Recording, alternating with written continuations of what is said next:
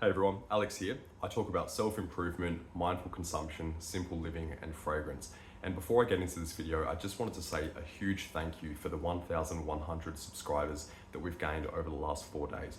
I really can't quite believe how quickly this channel has started to grow, given that on Monday I had 0 subscribers and it's now Friday and we're sitting over 1,000. That's incredible to me, and I can't quite believe how quickly it's growing. So I just wanted to express my gratitude and say thank you to everybody who has subscribed and engaged with the videos. I've been getting so many positive comments and it's been kind of overwhelming for me. So thank you very much to everybody who has subscribed and commented. I really do appreciate you spending some time with me. Now, in order to get into this video, I need to preface a couple of things. I really don't want to be a fragrance influencer at all. If I'm going to recommend fragrances, in fact, I'm not going to recommend fragrances. If I'm going to talk about them, I want you to be aware that I'm not talking about these hoping that you're going to go and buy them. In fact, I'd rather you not buy them because I like wearing them. But it's really more a matter of, I don't want to promote consumption. I don't want people going out there and spending $500 on a fragrance just because I've said that I like it. The reason that I'm going to talk about these fragrances is because these are fragrances that over the last 7 or 8 years that I've been into fragrance, I've developed a particular taste for. Now, these could suit me based on the climate that I live in, my personal style, what I love to wear, what my partner loves to smell on me. So when I talk about these fragrances, please be aware that I'm not talking about them hoping that you go and buy them.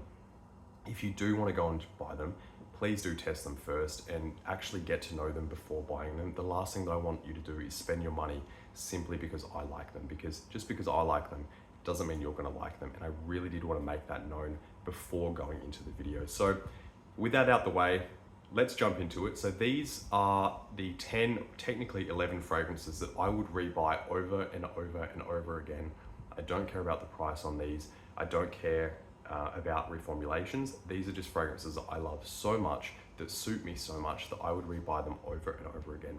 And this video I wanted to make because in my last video talking about the 10 fragrances that I wouldn't rebuy, I got hundreds of comments asking for which fragrances I do actually like, and I got a bunch of negative comments as well, saying this guy must hate fragrances, and I can assure you that's not the case.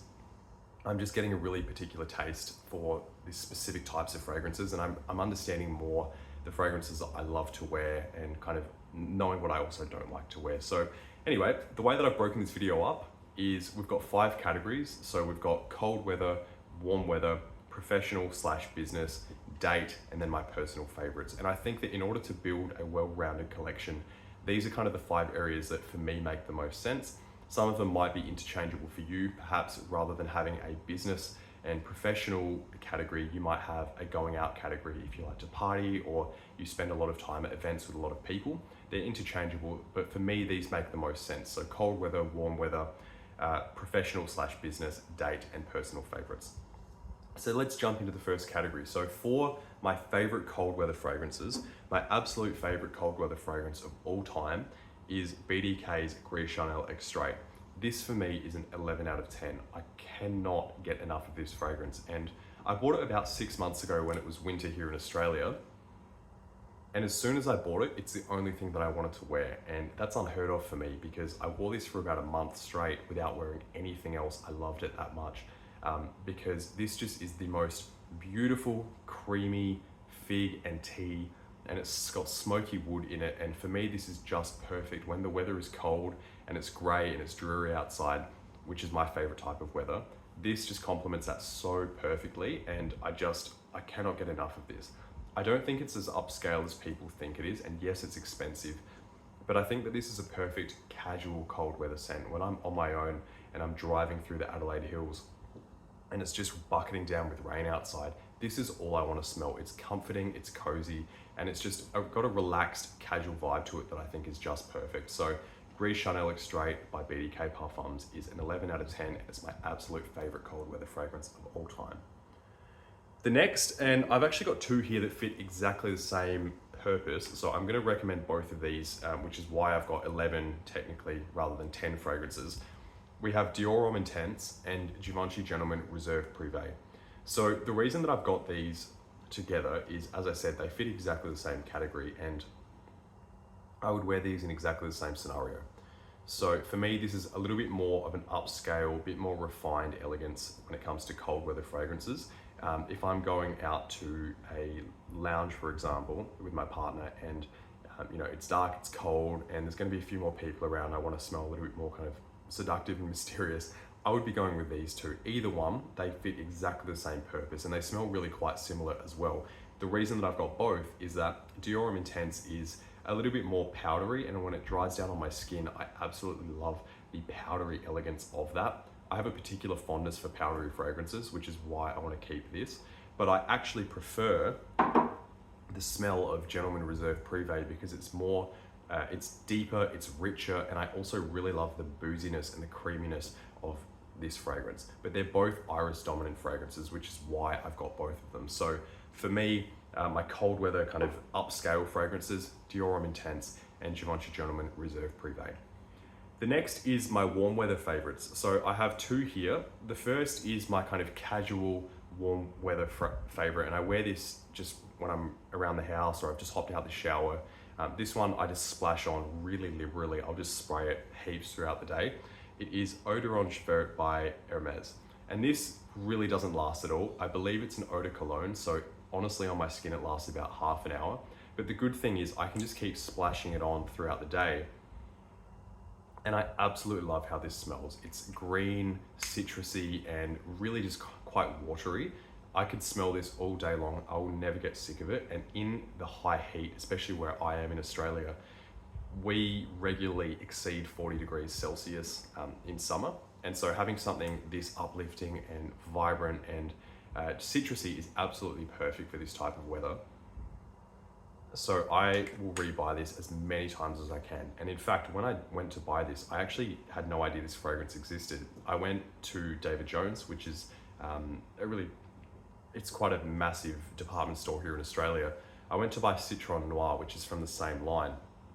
But I smelled this and I instantly fell in love. And there is no other fragrance that I want to wear in the high heat other than this one. So Eau d'Orange Vert by Hermes, this is absolutely beautiful. It doesn't last, but I don't care. I'll just keep spraying it throughout the day. The next high heat fragrance for me, and this is again a little bit more upscale and elegant, this is Green Irish Tweed by Creed. And this is kind of a bit of a signature for me when it comes to the high heat. I do like to wear Eau d'Orange Vert when it's more of a casual setting, but when I'm going to be around other people, I'm pretty much always wearing this in the summer because this is just perfect. I really can't say enough good things about Green Irish Tweed. I really do love green fragrances and I love woody fragrances, and this is just the best of both worlds. It's so alluring, it smells expensive, it smells clean, it smells crisp, and it's not too heavy. So if I'm going to be around other people, especially in the high heat, I don't want it to be something that chokes people out. And this is just the perfect mix of, it's rich enough to where it smells expensive, but it's not so rich that it's like choking people out. So I absolutely love this. This is Green Irish Tweed by Creed. Okay, those are my warm weather fragrances. The next is business. Now, I do run a company. I run a website design studio. We work with clients all over the world, but I do also work with a lot of clients here in Australia, and I'm regularly attending meetings where I'm face to face with clients and other stakeholders of their businesses. So I need to smell good, but not kind of too good and not too intense when it comes to business meetings. So there are two fragrances here that I think are absolutely perfect for those settings. We have Prada L'Homme and then Grey Vetiver Eau de Parfum by Tom Ford. So again, similar to the Dior and Givenchy fragrances from before, these fit exactly the same setting. It's professional, it's clean, and it's understated. When I'm meeting with somebody, I don't want to be punching them in the face with fragrance, and I don't want to smell too intense. I want it to be understated, and I want to be discovered rather than announced. If I'm going to shake someone's hand and I've got some fragrance on my wrist, when I extend my hand, I want them to smell it. But then when I'm sitting across the table from them, I don't want them to keep getting whiffs of my fragrance. So these are perfect for that because they are clean, they smell amazing, they smell classically masculine, probably more so Grey Vetiver rather than Prada L'Homme. This has got a little bit more of a unisex vibe, but they just smell clean and put together. And I think that that is the perfect vibe for a business meeting, or really any time that I just want to smell a little bit more professional. If I'm wearing a suit or a button-up shirt, this is one of these two fragrances. These will be what I'm wearing. So those are absolutely perfect for a business or work setting for me. If I'm ever in the office, which I rarely am because I typically work from home, those are what I will be wearing. So Grey Vetiver Eau de Parfum by Tom Ford and Prada L'Homme. Now we're going to move on to date fragrances, and one of these is a little bit unconventional for a date fragrance, but the reason that it's in my list is because my partner absolutely adores it. It's her favorite fragrance of all time on me, which is why it's in this list for date fragrances. And that fragrance is Black Orchid by Tom Ford. This is a super gothic fragrance, and it's really quite polarizing. Some people think it's like the greatest fragrance on the planet, and some people absolutely hate it and they think it smells like a funeral home. I love it personally. It's not a 10 out of 10 for me, but it's a 10 out of 10 for my partner. And of course I want to smell nice for my partner, which is why it's in the date list, because every time she smells this on me, she gets right up close in my neck and she doesn't want to let go. And that's exactly what you want when you're on a date with somebody. So for me, Black Orchid is really quite gothic, as I said before, and I actually quite like that. Typically for me, my style, especially in the colder weather, is a little bit darker. I'm usually only wearing black, charcoal, or very dark indigo, like denim jeans. And so for me, it's a lot darker. I prefer the cold weather. And so something like this is absolutely perfect, especially if we're going to an upscale restaurant or something like that for a date. Black Orchid fits that perfectly. And because my partner likes it, it's going to be in the date list, of course, because it's her absolute favorite. So for me, this is a love, but it's not an absolute 10 out of 10. But Black Orchid by Tom Ford, that's the Eau de Parfum version, which I believe was Tom Ford's first fragrance. The next date night fragrance is another Tom Ford, and this is a lot more well known as a date fragrance. This is Noir Extreme by Tom Ford. This is incredible. Unfortunately, the reformulations are starting to kill it a little bit. They don't quite smell the same as they used to from bottle to bottle, and there is a lot of variance between batches, but overall, this is sensual, it's masculine, it's got rose, it's got amber, I believe, it's got a note called kulfi, which is like an Indian dessert. I believe it's like a pistachio ice cream, and everybody talks about it, but I don't know if anyone's actually ever tried it, but it's got kulfi in it, which just, it makes this a really solid gourmand fragrance. It smells like you could eat it. And that's exactly what you want on a date. You want somebody to get close to you and you want to smell a little bit edible to them. So I adore this Tom Ford Noir Extreme. It's just absolutely perfect. The performance is honestly average at best, but I think on a date, you don't need something to last more than 4 or 5 hours. I think that if a date is taking longer than that to kind of move on, if you know what I'm saying, then there's something wrong. This is all you need. Tom Ford Noir Extreme is perfect for a date. So those are my 2 date fragrances, and I really love Tom Ford as a house. I believe that they do quite provocative fragrances, and a lot of their fragrances are really polarizing, and typically I enjoy polarizing fragrances. The only 2 that I have had troubles with, which I spoke about in my previous video, were Tobacco Vanille and Tuscan Leather. As much as I like the concept of them, I just didn't enjoy my particular bottles of those fragrances, and it's really put me off them as a whole. But overall, Tom Ford is one of my favorite fragrance houses, which is why I've got so many of them. I've got 3 of them in this list alone. So my 2 favorite date fragrances are Black Orchid, Eau de Parfum, and Tom Ford Noir Extreme. Now moving on to the final category, I think that it's really important, if you're gonna build a well-rounded collection, you need to have a couple personal favorites that kind of just fit any category. And for me, these 2 fragrances, they're really quite different. The first is my absolute favorite. I think this is my favorite fragrance of all time, other than Grey Chanel Extrait. This is Naxos by Xerjoff. Now, I had a lot of comments on my previous video saying that people were disappointed with this fragrance, and I don't understand how, because this is just the most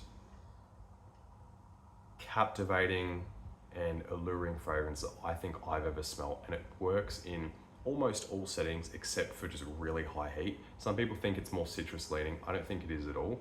I'm getting lavender, tobacco, and honey more than anything else. I don't really get citrus in this, to be honest.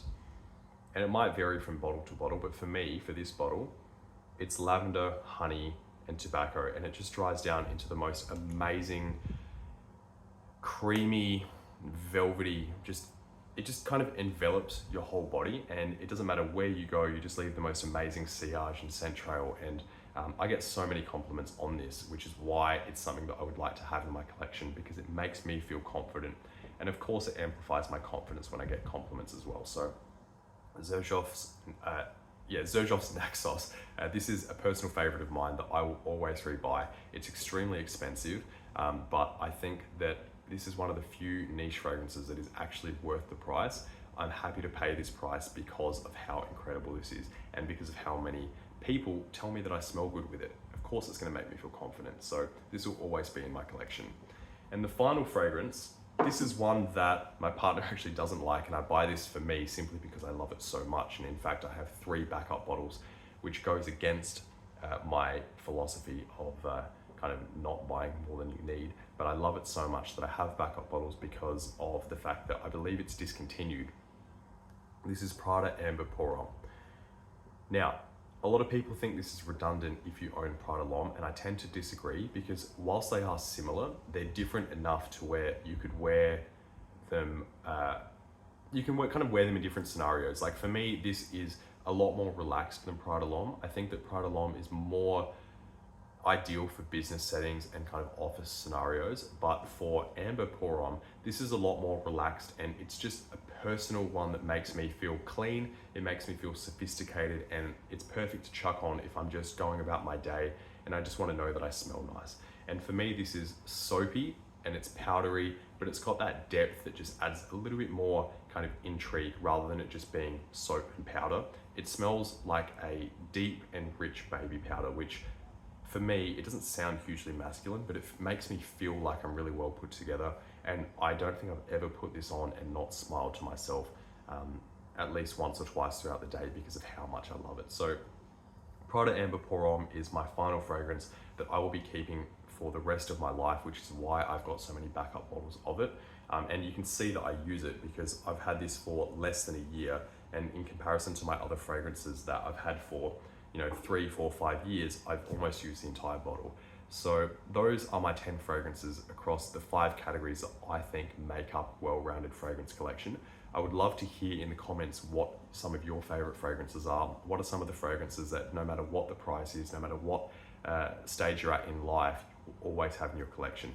Please let me know in the comments. Any other videos that you'd like to hear me make, let me know as well. And if you haven't already, I'd love for you to hit the subscribe button because I'm going to continue releasing content like this and I would love to keep you around. So thank you so much for watching the video. Hope you're having a fantastic day and we'll speak soon.